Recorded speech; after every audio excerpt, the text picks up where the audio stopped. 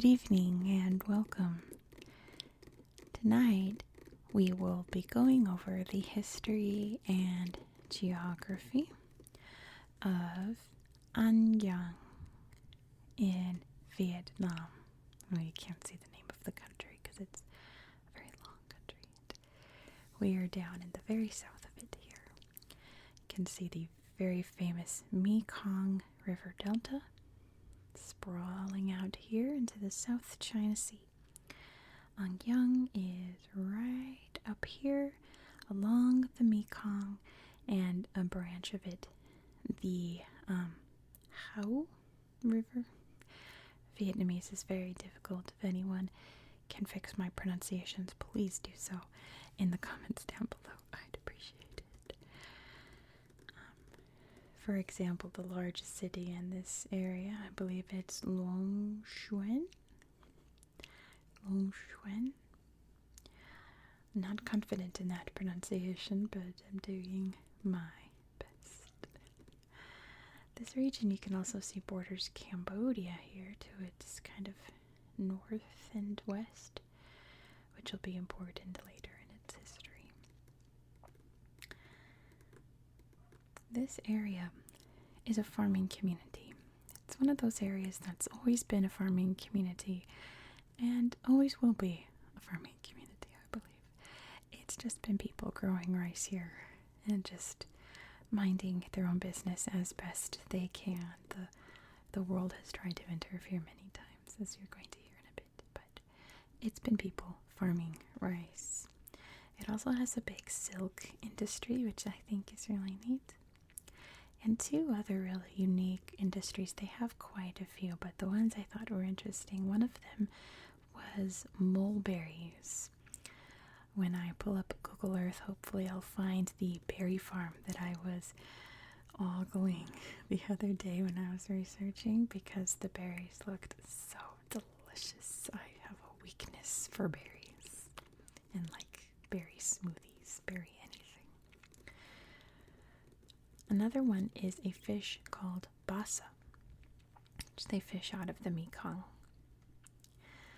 And what's interesting about that is that apparently in the early 2000s, Vietnam was shipping, or exporting, I should say, this fish over to the United States and labeling it as catfish. Which, a couple of issues with that. One, it's not a catfish. Looks a lot like a catfish. It's got the little whiskers, but it's not a catfish.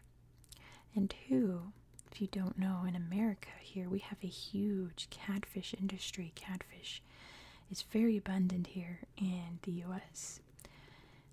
And the fish coming from Vietnam was cheaper than the actual catfish being fished in America. So the farmers, the fishers, I should say, got very angry at that, and the US had to force Vietnam to label its fish as basa and not catfish. Yeah, I guess they're making a killing off of calling it catfish and selling it for cheap. And then I read that most people, when they ate it, couldn't tell the difference, and actually in taste tests preferred the basa over the catfish, which I think is funny. But apparently they also ship this fish to the UK, where it's used in fish and chips. Apparently in the UK they call it river cobbler, which is a fun name to say. But I think that's really neat that the fishermen here catch these fish and off they go to many corners of the world. That's pretty cool, I think. So this area being a farming region, its history is kind of sparse in that interesting things have happened here, but they are very few and far between in history. So let's start off with the very first interesting tidbit. I found 3 historical tidbits that I thought were very important to not just the region here, but Vietnamese history. The first one is the town of Oc Eo, which is kind of down here right on the border. This town existed between the 2nd century BCE and the 12th century CE.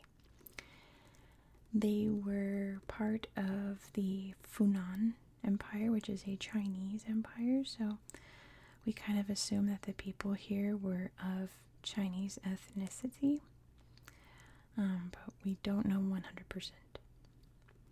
What we do know is that it was a huge trading spot, and we know that because in the ruins here they have found things that don't belong here. Lots of Hindu artifacts. You know, Hinduism never really took off in Vietnam. And most interestingly, Roman coins. The Greeks and Romans had this spot on their various maps of the world as a trading post. I guess they would just sail up the Mekong and trade. But how cool is that way over here in Southeast Asia they found Roman coins in ruins? That is the neatest thing, I think. And they also found some anvils that were not used for metal, they were used for grinding up spices. And from what we can tell, the anvils found at Ok Eo indicate the earliest known spice processing in Southeast Asia. That's incredible to me. So we can assume that they were giving spices to the various traders coming by. But it's an area that we don't know a lot about yet. Excavations are still ongoing. I'll definitely show you on Google Earth what it looks like now. But from what we can tell, we don't really know like what happened there. It just kind of fell off the map. Lots of other trading spots, you know, became way more prominent in this corner of the world.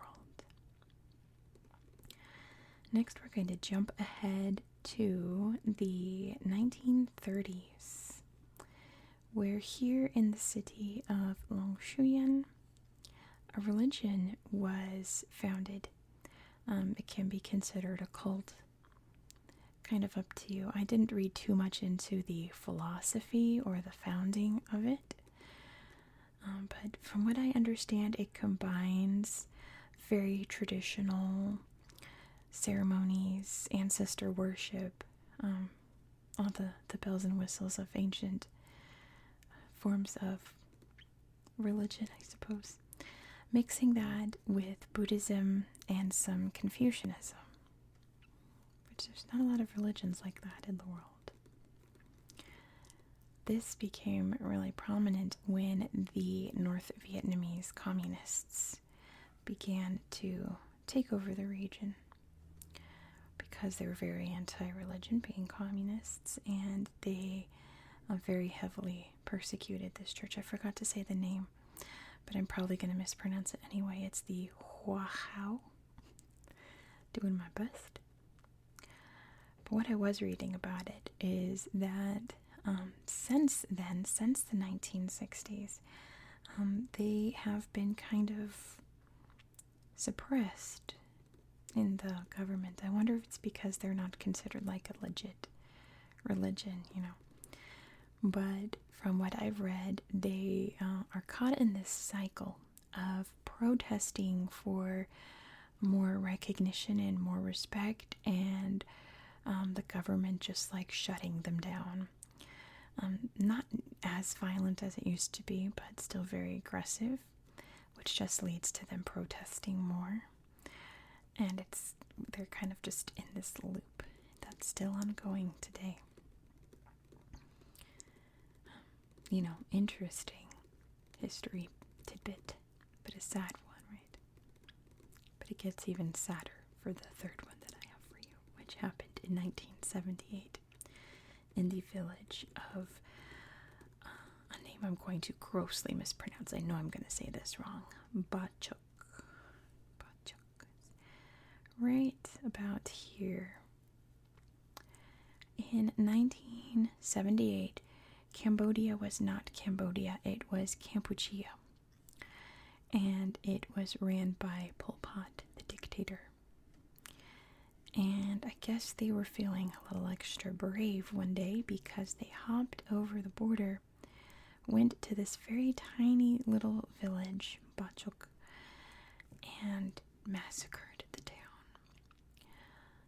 From what I read, many people tried to escape up into the mountains. There's lots of little mountains dotting the area here, and the towns are all kind of based at the foot of each little mountain. So they tried to flee, but the armies followed them and slaughtered as many as they could, which prompted the Vietnamese government to invade Kampuchea, wage a war against them, in which they wound up taking over and occupying what's now Cambodia for 10 years until they pulled out. Cambodia was back to being Cambodia and not a very brutal dictatorship. So that was kind of the spark that set off the war with Vietnam and Kampuchea, which led to the downfall of Pol Pot. Very, very sad. Very devastating. But I suppose in the end it wound up saving many, many Cambodian lives, right? Probably Vietnamese lives as well. If they would have kept pushing and tried to cross the border more and more, you know. So, besides that, people are farming here, living their little lives. Quaint and simple, a little bit envious of it. But I'm going to show you some cool spots that I found in this region on Google Earth. I said in my video yesterday that Google Earth updated, which in this case is kind of neat because a week ago I checked out on Giang and I found maybe 2 or 3 spots to show you. And I'm like, oh, okay, I guess it's going to be a short video. But in this update, I found so many more. So many more little things popped up that I tapped on and thought was really, really cool. So thank you, Google Earth, for updating it just at the right moment so I can have more things to show you here in Vietnam. I zoomed out so you can see right where we are. You can see the South China Sea here, Gulf of Thailand. And here's Southeast Asia. And we're just down here, right at the beginning of the Mekong River Delta, one of the world's most important river deltas. You can see from above all the little mountains here. So neat. Over here you can see Long Shuyan. I don't think there is anything cool to show you necessarily here other than look at this big pretty city up from above. You can see the Hau River here. Over here you can see the mighty Mekong River, which they do little races and things during certain times of the year on the rivers. Very cool, right? So the first thing I want to show you is this. Oh no, never mind. I do want to show you this. It's not what I thought it was. This is the berry garden. Yes. Look how juicy and plump these are. Look how pretty it looks like it's soda cans. Unfortunately, with the update, you can't zoom in on pictures anymore. So I can't look closer at things. Big swampy rice paddy here. All the little berries growing here. And they have a little cafe here where you can get what looks like the most delicious smoothie I've ever seen. I would absolutely destroy this. I would gulp this down so fast, eat these little berries on top, and just have the time of my life. But look how pretty. It's very scenic here. A little cafe, you can sit in the hammocks and relax. I'm sure the air smells amazing here at this farm, right? So yeah, berries, right? So neat. Alright, let's see if this is the thing I wanted to show you. Yep. This neat little temple, I assume. It's very temple shaped. But it has lots of neat features. A little lotus pond with like this dragony fire bridge. And this big old temple here. It's very like Hindu, right? But not quite. It also kind of looks a little Buddhist at some points, but not quite. Here's a huge rooster. And lots of little animals, which I'm sure represent maybe the zodiac or something. I like this. You walk into the tiger. And little shrines here. Lots of really cool dragons. Little models of ancient life here. Looks like they're maybe pounding some rice. Maybe making rice wine. Beautiful lake here. The cool bridges. I want to show you this picture that cracked me up. Besides this guy, these guys in the hats, is this picture. Look at this big old buffalo with these amazing eyelashes. I wish I could zoom in and show you. It has incredible eyelashes and big old teeth. This is the sweetest little statue, this water buffalo. So I obviously can't read Vietnamese. I can't tell you what that place is, but I just think it's really cool. So yeah, when you zoom in now, all kinds of little things pop up. These weren't popping up before. Looks like a little lake here. Oh, how quaint up along the mountain there. It's so beautiful. Vietnam has some of the most incredible landscapes, especially when it comes to its like rock formations. Really interesting little mountainy areas all throughout the country. Let's see what this is. It's a water park. So cool. Oh, I think this is the one I was looking at, because this slideshow, of course, it shows this really cool water park, but there's also a huge Buddha here. It's like the happiest happy Buddha I've ever seen, and it's massive. Very cool. Let's check out the archaeological site real quick. We have to zoom way out and go way down here. And I'm hoping I can just find it organically without typing it in. I know it's somewhere down here. I might have to type it in. Let's see. Okay. Well, thankfully it's not a lot of letters to type in. I just saw it. It's O-C-E-O. Let's see how close we were. Oh, I was way off. I would have never found it. Good thing I typed it. Alright. Here's a good example of these little hillside towns that just circle the mountain, and I assume that they have, it looks like a little temple or little spot to pray or worship at the top, which I think is really cool. But we're here to look at the archaeological sites, which are over here. There's a couple of pictures, but let me see if I can find. I think it's this one has the best pictures. Maybe it was that one. Maybe it was this one. Let me see. I think it was this one. Oh, beautiful. Hey, look at these ruins here. This is all that's left of what was once a great trading town. I'm sure that's describing the history. And it's still being uncovered. I think it was the other slideshow. But look at these. Look at these tiles. Everything's covered, of course, to make sure that it stays safe. Ooh. And all of this thick jungle. Okay, it wasn't this one either, but pretty there. Let's see.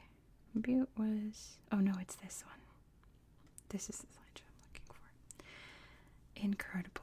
These little sites that they've managed to uncover and find all kinds of artifacts. Many of them are in museums throughout Vietnam, in like Ho Chi Minh City and stuff.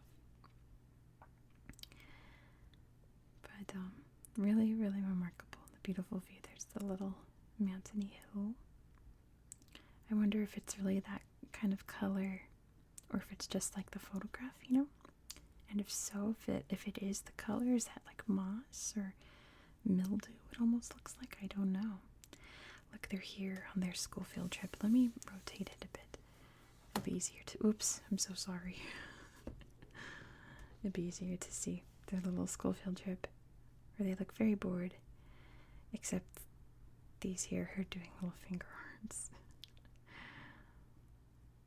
Let's see. Little artifacts they're showing off on their field trip. Beautiful flowers. And yeah, some of the old structures here. And I think at the end of this, yeah, you can see some of the commemorative stamps that were made based on artifacts found. I believe that's the anvil with the spices. And you can see the Hindu statues here. So neat. Look. Oh, look. Ew. But yeah. One last thing we're going to look at. Let me flip this back over. Is the memorial for that massacre I mentioned. And I do have to warn you that there are human bones in this memorial. Not in the first couple pictures, so let me make sure I have the right slideshow here. Yes, this is it. A beautiful structure, right? It reminds me of something. You know what it reminds me of? This is so disrespectful, but the Shrek and Fiona's wedding carriage. Stop. Anyway, it's still very beautiful. So we're going to look through here. There are human bones in this slideshow, so please look away or turn your phone over or darken your screen if you need to. Let's see. Look at all of these. So many. Here's definitely an area to pay respects and leave food and pray for those who lost their lives here. I think it's a fountain. But look at this. How absolutely devastating. I know that a lot of memorials in Cambodia are very similar to this, where they just display what's left of these people. It's very, very sad. And photographs here, remembering probably what life was like before, during, and after. And of course, there's a beautiful lotus garden here, keeping it peaceful, and maybe some bells placed to contemplate and pray some of the weapons used. Definitely a place to pray here at this little shrine. So, yeah, that is it. But I do encourage you to play around here. There are lots of cool little shrines, little villages, little reservoirs here. We'll look at this while I end the video. I encourage you to update your Google Earth and check out all the cool sites in this region of Vietnam. I literally spent about an hour playing around just in this province alone, so I highly recommend it. Thank you so much for watching this video. If you enjoyed this style of content, please consider subscribing. This is an ongoing series on my channel where we go to every little corner of the world. Next, we're going to be heading over to Nauru, which, if you don't know anything about Nauru, you're definitely going to want to subscribe so you won't miss out. It's one of the most unusual countries in terms of their history and demographics in the whole wide world. So be sure to subscribe if you've not done so already so you won't miss it. I hope that you found this video relaxing and educational, and I hope that you have a good night. Good night.